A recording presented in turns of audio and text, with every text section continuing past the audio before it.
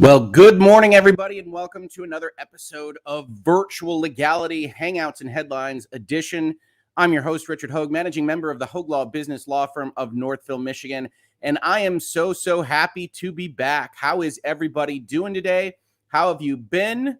I'm sorry I was gone a little longer than I thought I would be, frankly, after coming back from vacation. It took me a little bit of time to get back into the swing of things in terms of waking up at this early hour to hang out with you all. But also I had a number of things that happened this week that really needed my time and attention in the day job side of things. Sometimes you have deals, sometimes you have transactions and closings that really just need you to get them done on a deadline. And that was in fact the case as I returned to work after the 4th of July holiday here in the United States. But I'm very happy to be back. I'm very happy to be hanging out with everybody.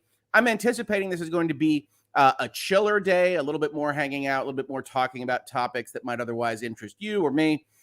We do have some headlines to talk about, some of which I think are pretty interesting, especially in the way that court cases, lawsuits are reported on in the media, and a particular kind of bugaboo that I have, which is that reporting gets done relatively in the same manner, with the same tone, with the same voice, no matter whether you're talking about the end of a lawsuit, the end of a trial, like we did with Amber Heard versus Johnny Depp and things of that nature, or whether you're talking about some motion practice. And what we've got going on with respect to the Fox case that you saw on the thumbnail to this video is a motion kind of concept. So there are pleading standards that apply.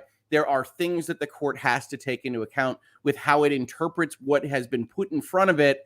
And I think that's often lost in the wash when we look at the reporting. But I get ahead of myself because first and foremost, I want to hear where everybody's hanging out with me from. I want to hear how everybody's doing and just kind of chat with everybody so that we can get up to speed a little bit, get our morning going here, and otherwise get back into the swing of things. So first and foremost, we do have a couple of super chats. Greetings from Eorzea. Good Billboard breakdown vid. Oh, thank you so much. Yes, we were doing virtual legality primes as well, trying to get up back into doing everything for the channel that we love to do here. If you didn't catch this, I did a video in virtual legality yesterday about a very interesting story, right? And in this story, we had a lot of questions about whether or not this particular billboard, which maybe you can or can't see, is illegal, because it uses the intellectual property of an MMORPG called Final Fantasy 14. And if you know me at all, you know I love Final Fantasy. If you've been in the Bitcast, you've seen me advocate for it. It's probably my favorite video game series over the long term. It's been with me my entire life. But Final Fantasy 14 is online, and these individuals have used certain assets, potentially data mined for them, all in an effort to get people to go to what may be a not safe for work kind of community outing. And so we went over the materials usage agreement there. If you're interested in that, I really do like it. It's a lot of fun. It is 45 minutes long because somebody on Twitter asked for a YouTube short. And well, frankly, that's what a YouTube short looks like, at least to me. So if you are interested in that, please do check it out. Thank you so much for the super chat and for saying kind things about that video. I do find that to be a fascinating set of circumstances. So I appreciate it. Also, Apple Pie, greetings to the Hoeg of Light. Glad to see you and H back. Heart emoji, video game controller emoji. I'm glad to be back. I'm glad to be back. I know I was getting comments, especially on Wednesday. They were like, wait, did the show end? Are you dead? Is everything okay? That kind of, are you in a gutter call that you might get from your mother, depending on how old you are, or maybe not, because I think I still get those calls from time to time. But yes, my anticipated goal was to come back on the 5th of July. Wound up having a lot of deal stuff I had to get done that day. Then I took Wednesday off because obviously I was just worn out from all the hangouts and headlines that I had done the previous few days. And now back on Thursday and hopefully tomorrow schedule. And we're continuing to look at all of this and what works for me and what works for family life, what works for work life. You can see we started a 7:30 time right now. You saw that we have a new thumbnail style. We have a little intro video. We're trying to get everything up to speed in a way that I'm happy with for what will be a continuing program here. I promise you. I just can't promise you that other things won't pop up from time to time. And while I do my best to try to put that kind of thing in the community tab, that isn't always going to be the case. So I appreciate the folks that were concerned. I appreciate the folks that were saying, hey, where are you, Hoeg? I definitely heard you. I definitely see those every time that they happen. I just try to get those notes out when I can. And I tried to respond to a number of those comments. As Mrs. Hoeg Law says here, one of our family rules is don't panic, because after all, we're all hoopy froods who know where our towels are. Yeah? No? That reference doesn't do as well as we get further and further from the publishing of The Hitchhiker's Guide to the Galaxy, but it is an awesome book, one of my favorites. Please do check that out. Don't just stick with the Disney movie. It's not nearly as good as the book. Did I show the intro video? I certainly tried. I tried to put the intro video up. I hope that came across, but we'll see. I guess when the recording comes out, I'll check out how that went. Otherwise, yes, I tried to use the new intro video for Hangouts and Headlines. We also have a new intro video for just the headlines and a new thumbnail style to hopefully separate those out a little bit more for people in their heads. I know that was getting confusing for people and be like, I already watched this. It was great the first time. What are you doing? I'm trying to archive those things, and we're way behind as always with that archival process, but I intend to get through that this month. Never did I think I would find a video game's terms of service entertaining, says Callista, but I watched the video and here I am. Well, thank you. Yeah, we go over terms of service with a startling amount of frequency in Virtual Legality because a lot of people have a lot of questions about that process, and some of them are better written than others. So when we went and looked at the Billboard question, I found, much to my chagrin, that playing Final Fantasy XIV actually involves 4, if not 5 or 6 documents. And I make a joke in that video about how the law kind of assumes, as one of those legal fiction type things that I talk about from time to time, that people are going to have read every bit of those terms of service. And that's just not the case. And I'll tell you this, as a business lawyer who writes those kinds of documents, navigating how they interconnect and the overlap that they have and what applies to what was not at all easy. And frankly, if we were in a court of law arguing these points, there are a number of areas of ambiguity that either side could win on when you look at terms of service like that. So end of the day, that's not how I would recommend writing them. That's not how I would recommend dealing with things. I prefer everyone to understand exactly what's going on with respect to their contracts, regardless of which side of a matter I'm on, because I think that helps in the long run. But there we are. So I'm glad you found it useful. I'm glad you checked out some terms of service with me. And we have some greetings from some various places. We've got Simi Valley, California, where it's very early in the morning. Thank you for joining us.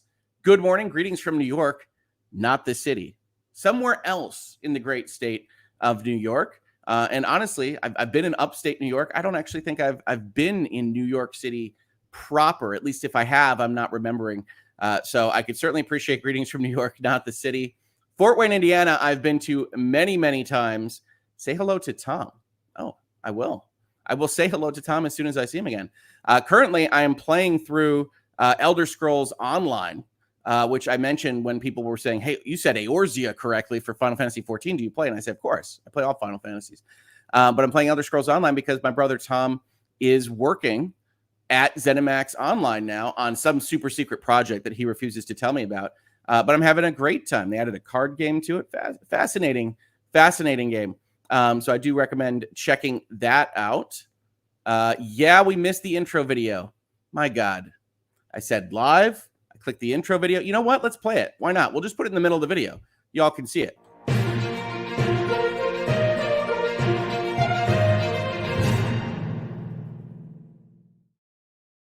I'm going to work on that button, but that's the intro. I swear I waited for it to say go live. I hit the intro video. I then joined you after that video. We'll see how it goes. I'll figure that out as we go along. Every bit of this is practice, and practice making perfect. That's why they call it the practice of law, even though this is not legal advice. So I will be working on it. Not doing anything long with that intro video. You can see we've got some fake headlines about video game and other stuff, especially Splatoon, since as some of you may know, my kids absolutely adore Splatoon as a franchise. So we got that in there, but I am sorry that you missed it. We're going to work on how that gets in there better the next time. I promise. I'm glad everybody likes it, or at least seems to like it. Or if you don't like it, you're not actually adding to the chat right now. So I appreciate that as well. Welcome from Fairfax, Virginia. We do have some comments on the intro video. Nice. I like it. Intro's super cool. Fantastic. Palm Springs, California. A couple of Californians here. That's too early for my blood. So I'm very glad.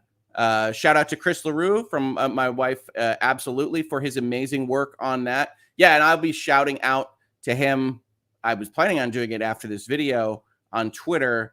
I may or may not, because we didn't actually get it running properly outside of the middle of the video. So I might wait till I actually get that functioning to do that shout out, hopefully tomorrow. But yeah, he worked with us. He did all the help on the branding here. He's fantastic. And you could always find the link to his stuff in the description to these videos, because I can't do any of this. You don't want to see me try to graphic design or create video intros or things like that.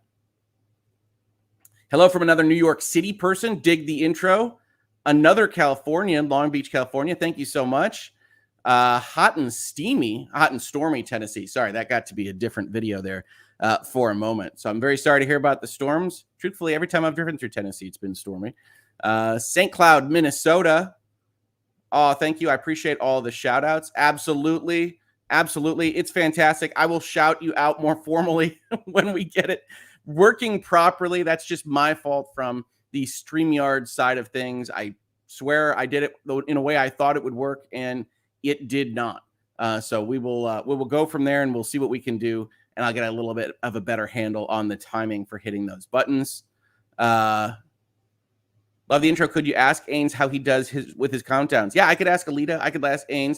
I was being bullheaded. I was like, how hard could this be? We'll figure out how to push some buttons. We push a button. We come back onto the show. Boom, you're done. But yes, I can ask many of the people that I actually contact with regularly. Hey, how do you set that up? What are the buttons for that? So I could cease being bullheaded and try to get some help there. Absolutely. Could be steamy too. Literally, sure. If it's hot and it's stormy, you do have steam sometimes with that. Absolutely. Kit Kat asks, do you need help? I like to think of that as more of an evergreen question, and not just specifically about getting the title video to roll at the top of the videos. But yeah, Hoeg Law did roll just fine. When I tried it in the middle, sure. Absolutely. No problems. Greetings from Serbia. Well, hello there. Hi, Serbia. And morning from San Francisco. Flagstaff, Arizona. Happy to see you active so early. Can't wait for a riveting series on EULAs and all the other legalese we skip over so much. Yes, if there are headlines about end-user license agreements, I will definitely cover them here. Yes, co-counsel, what is up? Oh, sure. The intro did roll at the beginning of that video, says co-counsel. Uh-oh. I might have to have a discussion with either co-counsel or with you all in chat. So we'll see. I will check it in the archive, of course. Certainly people can miss it. And different folks connecting to things on the internet might otherwise have issues. Let's see here. Hang on one second. Just going to do that real quick. And yeah, absolutely. If there's a headline on an end user license agreement or on anything else, chances are we'll cover it. But as always, we're going to get started in just a second here. If you've got a headline you're interested in talking about, if you think it would make for a good discussion, either in the way it's reported or just in the subject matter discussed, send me a tweet, send me a DM, because that's the way I get these things. That's the way I am most likely to see the recommendations you make. A lot of folks do. A number of those come from that avenue. This one actually comes directly from me. But I love hearing from you, and I love hearing what people are interested in discussing in this space. Now, with that said, I think we have some things to discuss here in Hangouts and Headlines. So let's take a look. So here is the headline that I put in the thumbnail to this video, because it's more directly talking about what we are going to talk about today. But you'll note as you look at this particular headline from The Hill that it's actually from June 22nd, which isn't that long ago in real life. It is a fairly long time ago in internet time. And this says, judge dismisses latest bid from Fox Corp to toss Dominion lawsuit. Now, what we have to pay attention to in this headline, which is correct, is the way that they describe Fox. So this references directly Fox Corp, Fox Corporation, the parent entity of how Fox does what it does out there. And I know some of you are going to have strong feelings about Fox News one way or the other. Can't really blame you for that, but we don't need to have those strong feelings necessarily to just analyze what this discussion is about. We'll probably get more into it when we talk about the actual lawsuit. So you don't have to worry there. But Fox Corporation is not Fox News, and it's not Fox Broadcasting. So keep that in mind as we look at how this is described. A judge in Delaware has dismissed the latest attempt from Fox Corp to throw out a lawsuit from voting systems company Dominion, which is suing the conservative media giant for defamation for claims made on its airwaves, falsely suggesting it was engaged in fraud during the 2020 election. Hey, YouTube bots, by the way. Yes, I did just say that sentence. I'm reading from an article. We can talk about this later, of course, after you hurt the channel or otherwise demonetize this content. No problem. I'll see you on the other side, YouTube. In an opinion issued on Tuesday, Delaware Superior Court Judge Eric M. Davis denied a motion from Fox Corp to dismiss the suit, saying Dominion had sufficiently shown that Rupert and Lachlan Murdoch, who own and operate Fox News' parent company, might have knowingly allowed unproven claims about voter fraud to be aired on the channel. Now, we're going to look at this motion. We're going to actually look at the primary source material so we can talk about why I think this stuff is wrong as it's described to the average reader here. Specifically, this sufficiently shown. And I mentioned at the top of this video that one of the problems that I have with reporting on legal matters is that every single document, every motion, every fight that these parties have or any parties have in a legal dispute tends to be described in fairly black and white language. And I understand it's difficult to present nuance when you have a limited number of words that you want to use or a limited number of space inches that you want to have if you're actually physically printing out your material. But we can do better than this, right? The only issue, the primary issue with understanding this paragraph is instead of saying sufficiently shown, you should say sufficiently pled or argued to the court or something along those lines, because nothing has been shown at the point in time where we're looking at these court cases. And what we'll see in the documents themselves that is in fact the case. And it's obvious from the top of that document. Dominion asserted that Rupert Murdoch decided to promote former President Trump's narrative after Trump's condemnation of Fox damaged its stock and viewership, the filing noted. Davis ruled on Tuesday the voting system company adequately states a claim for defamation per se against Fox Corporation based on its theory of direct liability. And here, this language is far more accurate. Adequately states is what happened here.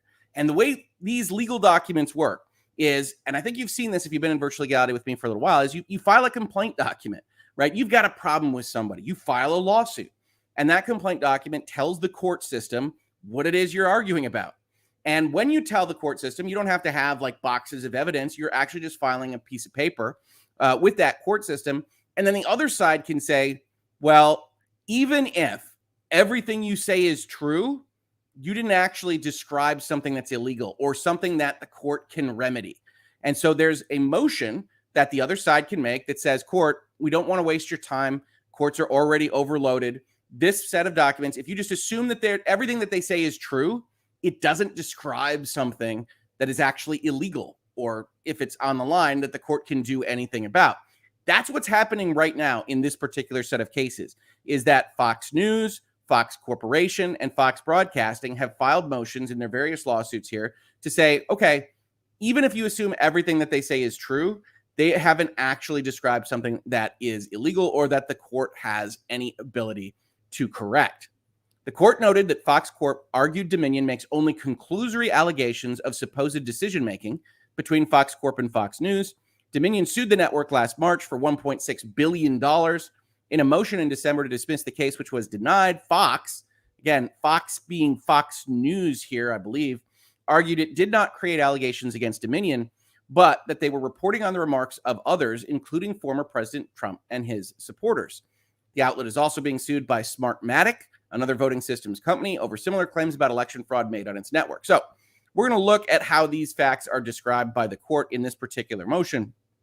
But the overall thrust of this case, for those that don't know, is that Dominion, which makes voting systems that collect and count votes for purposes of U.S. elections in certain jurisdictions, became a topic of conversation on the Fox News channel after the election of 2020. And they feel that they were defamed by Fox. Fox says, hey, they brought on experts to have their commentary, and that isn't something that they should be held against. And we don't need to get into the specifics there. Again, YouTube reviewer, that's not what's important about this. We're talking about the reporting here. And this was actually brought to my attention because of a more recent headline yesterday that Fox News hires a new legal counsel. We're going to get to that towards the end of this video just to kind of wrap things up. But first and foremost, I want to talk about this particular document. This is a motion submitted March 15th, decided June 21st, and it says the following.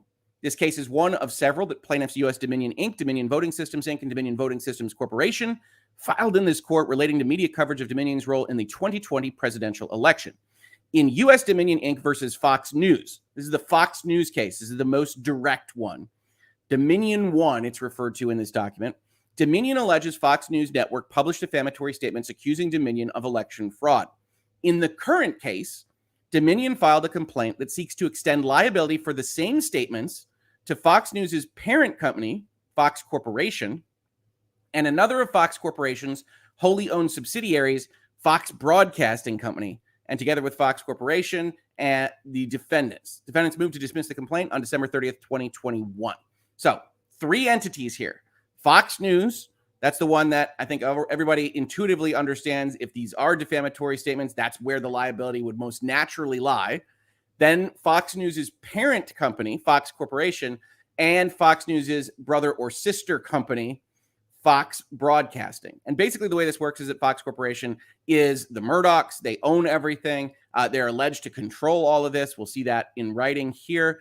Fox Broadcasting handles what looks to be the internet arm, the various places that you otherwise republish the things that might otherwise appear on Fox News. And in this motion, even though judge dismisses latest bid to toss Dominion lawsuit, in this motion, you'll have a win for Fox and a loss for Fox, with the result being that Fox Corporation, that parent company, stays in the court case. But that isn't at all evidence from headlines like this or from the reporting done in an article like this one. And when you've got 3 companies that all share the same first name, you really have to be careful about this reporting. And I'm not saying this to drag the hill or otherwise throw them in the mud. Every single outlet does this kind of thing and tries to elide past some of the details, not just with this case, but with other cases. And it's important to get those details right when you're talking about these kinds of things. For the reasons explained below, the court holds that the complaint, as defined below, adequately states a claim for defamation per se against Fox Corporation. The court also holds the complaint fails to state a claim against Fox Broadcasting. So a win and a loss. Factual background. Unless otherwise indicated, the following facts are stated as alleged in the complaint. So whereas you get to the end of a trial and you'll have a factual background section that says what the court's findings are, that is not the case here. The court doesn't have findings. It only has documents presented by the 2 sides arguing about process. For purposes of this motion, the court must view all well-pled facts alleged in the complaint as true and in the light most favorable to Dominion. That is the most important thing to take away from this document when we're starting on it and how it should be reported on in the news. The court has a stance that has to assume everything Dominion says is true. As such, the court will not necessarily use terms like alleged facts or purported facts throughout. Additionally, this section tracks the facts in the order alleged in the complaint. So here the court's giving you a warning. Hey, reporters, hey, other parties, we're not going to spend the time saying all these facts are as alleged because that's just a waste and it confuses sentences and everything else. But we're going to put up at the top an umbrella statement that says, we understand these are all just allegations. We have to assume they are correct in order to have this conversation. The underlying allegations, Dominion's defamation claim against Fox Corporation and Fox Broadcasting concern the same statements as set out in the defamation claim against Fox News. Now understand, from a corporate governance kind of standpoint, entities, regardless of whether they have ownership interests in other entities, are not in and of themselves supposed to have liability for the acts of their subsidiaries or from a sister or brother corporation or what have you, just because of that ownership or other equity connection. There's supposed to be something direct. That's called the corporate veil, that we have entities that are otherwise in existence that protect themselves from the acts of other entities, even if they're in the ownership chain. But if somebody like Fox Corporation directly does something, orders something, otherwise gets involved with something at one of its subsidiary corporations, then it can be dragged into a court case like this one. So here, one of the allegations is that Fox News is done something bad and that their parent company should be vicariously liable for that. And also that Fox Corporation should be directly liable for that because of the acts of, in particular, Rupert and Lachlan Murdoch. In the days after the election, former President Trump continued to criticize Fox News and praise its competitors, including OANN and Newsmax. According to Dominion, the Fox entities decided to embrace and amplify former President Trump's election fraud narrative to win back viewers. Because again, as alleged by Dominion, they say Fox News' audience had declined by more than 30% after it had taken some stances against former President Trump, as described here, and then decided to go with former President Trump in order to win back viewers. Again, as Dominion alleges, Fox News began connecting Dominion with the election fraud narrative by November 8th, 2021. As detailed in the complaint and in Dominion 1, Dominion alleges that 1, Fox News intentionally provided a platform for guests that Fox News' hosts knew would make false and defamatory statements of fact on the air. 2, Fox News, through its hosts, affirmed, endorsed, repeated, and agreed with those guests' statements. And 3, Fox News republished those defamatory and false statements of fact on the air, Fox News' websites, Fox News' social media accounts, and Fox News' other digital platforms and subscription services. Dominion's theory in the current case is that Fox Corporation, acting through Rupert and Lachlan Murdoch and others, and acting through Fox News and Fox Broadcasting as its agents, and Fox Broadcasting acting with respect to any channels of publication it operated, including Fox.com, participated in the publication of the allegedly defamatory statements, so that these other bodies operated directly with Fox News, who was doing the reporting, to publish these statements out into the world. Dominion alleges that Fox Corporation was directly involved in the defamatory scheme against it. Fox News is the profit center of Rupert Murdoch's American media empire. And you can see all these quotes here. These are Dominion's allegations. The complaint alleges that Rupert Murdoch controls everything within Fox News. Moreover, the complaint claims that the Murdochs played a direct role in participating, approving, and controlling the Fox News coverage of the 2020 election and its aftermath. So direct role here is important because they're going to win on the direct liability pleading and not on the vicarious liability one. The complaint contains few factual allegations concerning Fox Broadcasting. According to Dominion, the allegedly defamatory broadcasts aired not only on Fox News and FoxNews.com, but also on Fox.com, which is operated by Fox Broadcasting. Dominion states that Fox Broadcasting took instruction from Fox Corporation and Fox News to publish the statements. And this first line here will be the death knell for their Fox Broadcasting claim. The complaint contains a few factual allegations concerning Fox Broadcasting. They didn't actually plead enough, and that's what the court will hold against them. Turn that reverse. We have a bunch of procedural things here we're going to skip. But what's important, again, is this standard of review. Under Delaware law, a party may move to dismiss under this Civil Rule 12b-6 for failure to state a claim upon which relief can be granted. So 12b-6 is the rule that says what I talked about earlier, which is, yes, we can clear this out if you assume everything's true and there still isn't a claim that can be actually made. In considering a Rule 12b-6 motion, the court, 1, accepts as true all well-pleaded factual allegations in the complaint. 2, credits vague allegations if they give the opposing party notice of a claim. 3, draws all reasonable factual inferences in favor of the non-moving party, that's Dominion. And 4, denies dismissal if recovery on the claim is reasonably conceivable, which is language that is very, very broad. Is there any possible way that these particular claims as pled could result in something that gives damages to Dominion? If that is in fact the case, the court is not supposed to kick it out, which you can understand, right? We don't want the court to get in the middle of things and kick things out that could possibly lead to redress, to a claim that is valid from the other party. We only want this kind of motion to kick out things that are absolutely not going to go anywhere. And the court doesn't find that to be the case here. Now, as I said, there's a bunch of pages discussing what is essentially a statute of limitations argument, which isn't that interesting unless you're in practice here. And then we get to the merits. Dominion alleges Fox Corporation is both directly and vicariously liable for the statements of Fox News. As explained below, the court holds Dominion adequately states a claim for defamation per se against Fox Corporation. Based on its theory of direct liability, Dominion adequately pleads proximate causation, and Dominion adequately pleads actual malice. Adequately pleads is not the same as shows or proves, which I think is evident on its face, but you wouldn't know it from the way court cases are regularly reported on. Defendants claim that to hold Fox Corporation directly liable for defamation, Dominion must plead that one of its employees had an affirmative role in the preparation or editing of the challenged statements.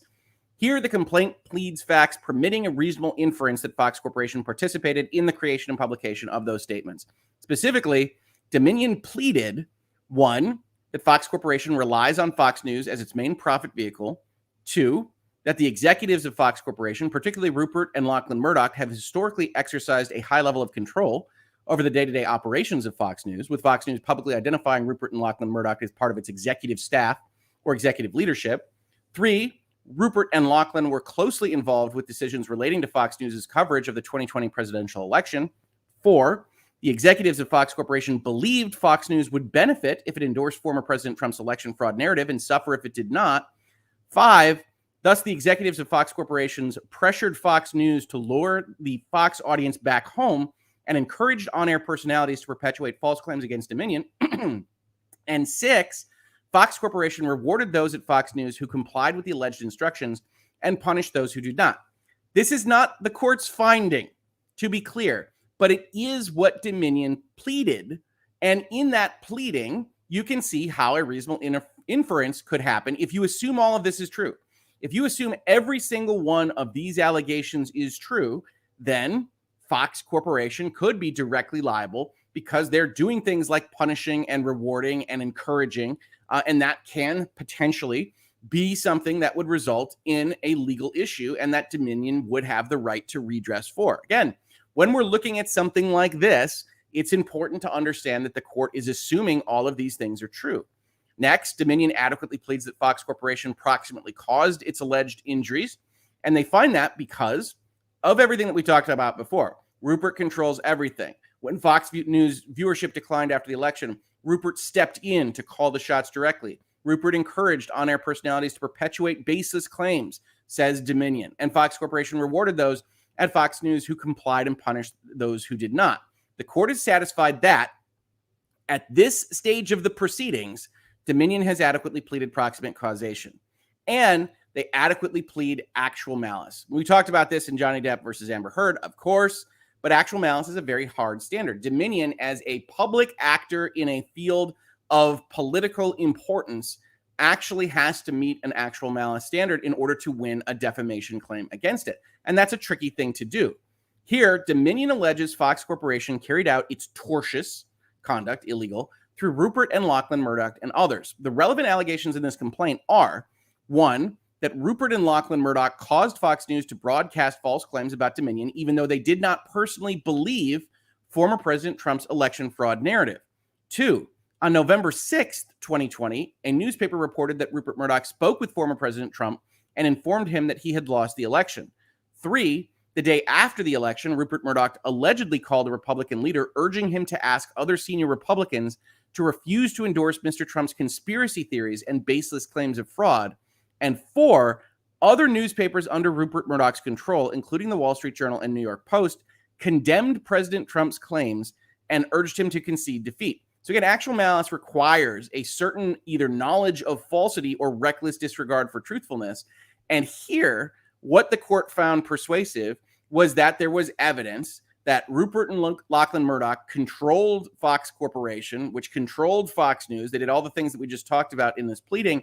And further, that the other elements of Rupert Murdoch's empire and Rupert Murdoch himself had gone out there and saying, don't believe these baseless allegations, that they would then publish on Fox News through a subsidiary corporation. And again, if you assume all of this is true, you can see how actual malice could be proved or at least implied. And so you can understand why it would survive this particular motion to dismiss, even though it might not be a winning argument. And certainly folks that are interested in kind of the First Amendment side of things and when you can have guests on and what those guests are allowed to say and what you can get in trouble for in terms of republishing, broadcasting, etc., are going to be interested in this as it moves forward. But right now, it makes all the sense in the world to not dismiss a claim like this. Now, the motion is granted, meaning it is dismissed with respect to Fox Broadcasting, primarily because the court finds that Dominion did not adequately plead that Fox Broadcasting acted with actual malice. What's important about this, and you see this, and I'm skipping through it in this document, is that corporations, entities, they don't have mens rea. They don't have mental states. So you have to tie something like actual malice as a standard to an actual individual that works at the company that you're bringing into a lawsuit. And here, the primary issue that the court winds up having is that Dominion didn't bring in anyone that relates to their actual mental state. The complaint contains no well-pleaded factual allegations that any specific person at Fox Broadcasting was subjectively aware of anything. And you need a certain amount of awareness to have a certain amount of falsity. And this is the end of this document. But what's important here is that this is the motion to dismiss stage, that nothing has been shown regardless of what the Hill says. And they get even more confused as of yesterday. This is the reason that I wound up bringing this up, right? So this is as of July 6th, 2022. Headline: Fox News hires new legal counsel in defamation case with Dominion. Now, this headline says Fox News, but it's a little bit unclear as to who hired this and why as we dive into the article. Fox News has added a new lawyer as part of its legal team in its fight with Dominion Voting Systems, which is suing the cable news giant for defamation after it aired false claims about voter fraud following the 2020 election. Fox has hired Dan Webb, a veteran defense attorney and high-profile lawyer. Webb is the former United States attorney for the Northern District of Illinois and was the special counsel investigating the Iran-Contra scandal of the 1980s. More recently, if you remember this name, he was appointed to serve as special counsel investigating how officials in Chicago handled a case involving actor Jussie Smollett. He was the special prosecutor in the Smollett case. And he's got a lot of experience in trial litigation, Fox says. Late last month, in the document that we just went through, a Superior Court judge in Delaware dismissed a motion from Fox Corp to dismiss the suit, saying Dominion had sufficiently shown Rupert and Lachlan Murdoch, who own and operate Fox News' parent company, might have knowingly allowed unproven claims about voter fraud to be aired on the channel. And more specifically, it's that they knew that they were false when they were aired. And this description is really kind of butchering everything, not the least of which is that it's not a single suit. Fox Corp and Fox Broadcasting are in a different lawsuit than Fox News. And it's a little bit unclear as you read through this, who actually hired this guy? Is it Fox News? Is it Fox Corp? Is it Fox Broadcasting? Probably not, since we just saw them most recently dismissed. Does it matter? It could, because those entities might have a conflict of interest. And so it's interesting to follow. Fox's legal team, again, just dropping all pretense here, right? We've got Fox Corp reference, we've got Fox News in the headline, and now it's Fox. Fox's legal team has sought to have the case dismissed on First Amendment grounds, arguing many of the false claims about voter fraud aired by the network were made by guests on the channel. They say limiting the ability of the press to report freely on the American election process stands in stark contrast to the liberties on which this nation was founded. Confident we will prevail in this case, as the First Amendment is the foundation of our democracy, and freedom of the press must be protected. And who knows how that will go in the long run? Maybe we'll continue to cover it if there's more headlines or things of interest to discuss. Fox is also facing a lawsuit from a separate voting systems company, Smartmatic, et cetera, et cetera. So they hire a new lawyer, which is how this came to my attention, which is interesting in of itself. That it's the Jussie Smollett prosecutor or special prosecutor is interesting, since we did actually talk about that case on some other channels in this space. And then that the Hill continues to report on what was sufficiently shown and describing the standards here. So if not inaccurately, at least ambiguously and confusingly for folks that don't do what we just did and go through this whole process, I did want to comment on, because this isn't unique to something as politically fraught as Fox and Dominion or otherwise, which I've said enough now that I'm sure that there'll probably be a little note talking about various allegations in the 2020 presidential election under this YouTube video, but that this isn't limited to things like this. I just happened to see it most recently, and I thought it was an interesting motion and discussion to have, since this will be a case, I think, that will be of significant interest moving forward. So that's headlines for today. That's what I wanted to discuss with you. Obviously, we went into some court document reading, as we like to do in this space. But what do you all think? What are your comments on this? Do you find the way that articles describe things like motion practice, things like motions to dismiss and otherwise, to be problematic? Or is this just a lawyer sitting here getting overly concerned about small details and basically everything is operating fine when you see articles like that one? I'm more than happy to have constructive criticism on those kinds of things, but it is of interest to me. Let's see what we have in terms of commentary.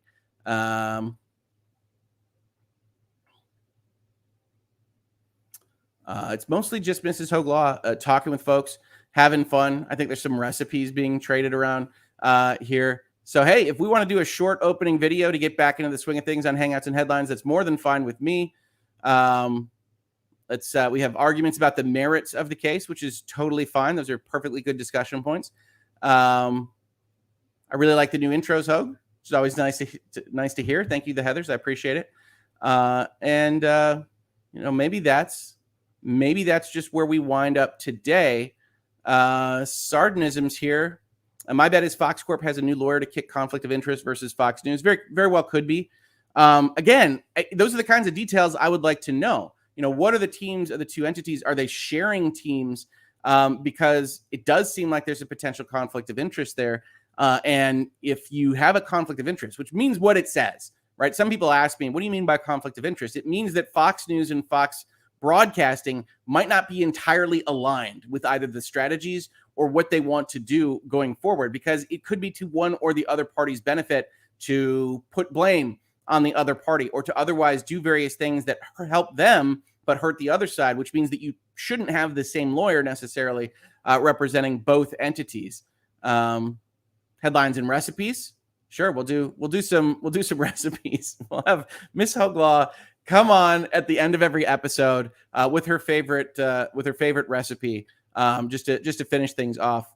Delaware because of Dominion. I think it's Delaware because of both. Honestly, it's under New York law by stipulation, which I skipped. That's part of the document there. And there's a fight over whether the statute of limitations rules in New York should apply. The court finds that they shouldn't, that the stipulation is for substantive law and not procedural law. A whole bunch of stuff that I skipped there because it wasn't as interesting and it wasn't reported on at all in the headlines that I was looking at. But yes, Delaware because the corporate location for these entities is Delaware. And if you don't know, most companies are actually founded in Delaware. They are in domicile in Delaware through accidents of history that I might do a video on at some point. That's pretty interesting. We have a new member. What if Jenny became a YouTube member? What if Jenny? I get that. It's a good name. Thank you so much for becoming a member. Absolutely. Love it. See here. Graham says, I'm just surprised anyone would go against Fox a la Murdoch in general. Well, sure. I mean, if Dominion really thinks that their business was strongly and negatively affected by all this, there's every reason to do that. I mean, if they actually think they have $1 billion+ argument, that's when you can draw in a lot of lawyers, have a lot of litigation, get into it more specifically. But yeah, it's a big gun to go after, and we'll see how they do, certainly. Yes. What if anything? Secret McSquirrel. Exactly. What if Jenny? Perfect name. Perfect name.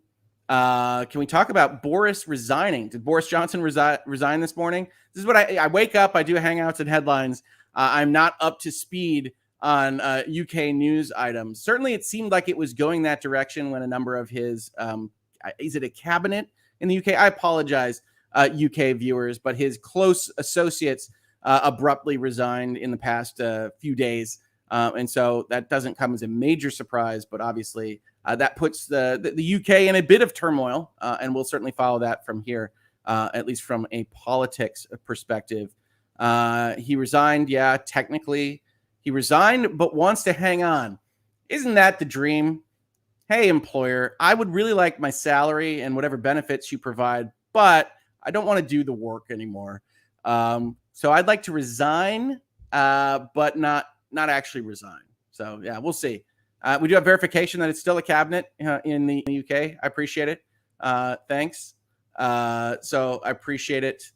He resigned from the Tories, the party, and the prime minister's seat, but will hold it until they find a replacement. Oh, okay. So he's resigning like a Supreme Court justice, I guess. We saw that with Breyer resigning until the replacement could be named. So yeah, that's it. That's interesting. I appreciate it. See, we're getting news. Not only am I presenting headlines, you all are presenting headlines, and I appreciate that. That's interesting. He lost 59 cabinet members in total. He couldn't stay on. Yeah, it seemed like it was collapsing. Again, United States citizen here. I'm only watching from afar, as I know a number of you do, come in this direction as well. But certainly it seemed like it was in free fall for a few days now. That's interesting. Dominion has every right, innocent until proven, and Murdoch had nothing. Yeah, possibly. I don't know. Again, substance there is going to be interesting. Discovery, actually seeing evidence on these various things, because while we do want news articles and opinion pieces to be allowed that advocate for different theories and have that battle of ideas, we don't want publications to just be promoting falsity specifically. So it'll be interesting to see going forward. My wife is just saying hello, Finland. Might just be because she enjoys Finland. Might be because someone has said that they are joining us from Finland. Are you going to cover other Dominion lawsuits? I am going to continue to cover things that I find of interest, especially in the way that they are reported on. And that might be Dominion lawsuits going forward. If I do a fulsome lawsuit discussion, it would probably be in Virtual Legality Prime, the video on demand episodes that I do as my bread and butter here on the channel, that goes into things a little bit more in depth and has a little bit more research backing various aspects of them, rather than just kind of diving into the headlines here. Sharon with the pun of the morning. Maybe Law and Lumber can design them a new cabinet. LOL. Have to highlight that one. I love it. I love puns. You can always bring your puns here. I will respect them. And then I think we're just going to call it early this morning, because we're on to banana bread recipes. So my wife does make an excellent banana bread. Hopefully you have this chat. Otherwise, my voice is going a little bit early this morning. We're going to get back up to steam. Otherwise, I'm going to work on the buttons. Here comes co-counsel, so we're going to be doing something else. What? There's a question earlier that I was tagged in. Okay.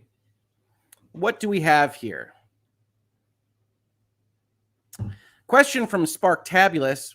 Shouldn't what Fox News has aired and published live on cable TV be held to the same scrutiny as the print press? Yeah, it will be. It will absolutely be held to the same scrutiny as the print press. What matters, though, is whether or not what they have published was effectively knowingly false when we're talking about issues of public concern, which you would hope is everything that appears on something like a Fox News or a CNN or other news broadcasting channels, that those are items of public concern, generally rising to require an actual malice standard. And so as long as you don't know it's false and you aren't recklessly indifferent to its falsity, we want you to be able to have a kind of broad brush approach to what you can put up there. At least that's what's been determined in the American legal system so far. And the Supreme Court actually just passed on reviewing this standard, that actual malice standard for public figures, issues of public concern recently. They did not take up a case that would have allowed them to review that and adjust it. So we can assume that it is going to be the working standard for the foreseeable future as of right now. So I appreciate the question. And thank you, co-counsel. I am going to get out of here now. I'm going to work on my voice, maybe have a little bit more lemon tea. Otherwise, thank you so much for joining me in Hangouts and Headlines this morning. I really appreciate it. And yeah, let folks know that we're going to be doing this on a regular basis. Going forward, we got the new intro video. I'm going to work on hitting the buttons properly, et cetera, et cetera. And otherwise, have a fantastic Thursday, and I will see you on the next episode of Virtual Legality.